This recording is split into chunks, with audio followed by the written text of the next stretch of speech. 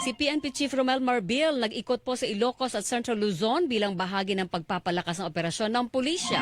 Mark Makalalad, Mark. Personal na binisita ni Philippine National Police Chief Police General Romel Marbil ang mga rehiyon ng Ilocos at Central Luzon. Ito ay bilang bahagi ng pagpapatatag sa kanilang hanay alinsunod sa direktiba ni Pangulong Bongbong Marcos na tiyaking ligtas at panatag ang mga komunidad.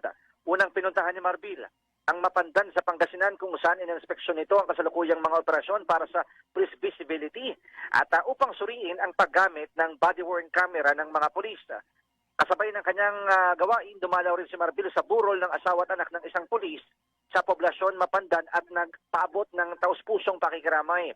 Sunod niya namang pinuntahan ang Camp Olivas sa San Fernando sa Pampanga kung saan naman niya sinalubong si PNP Regional Director sa Pro-3 na si Police Brigadier General Jean Fajardo. Dito binisita ng PNP Chief ang Command Center ng Pro-3 at inalam din ang situational updates, gayon din ang pag-aaral sa mga estratehiyang ipinatutupad sa rehiyon.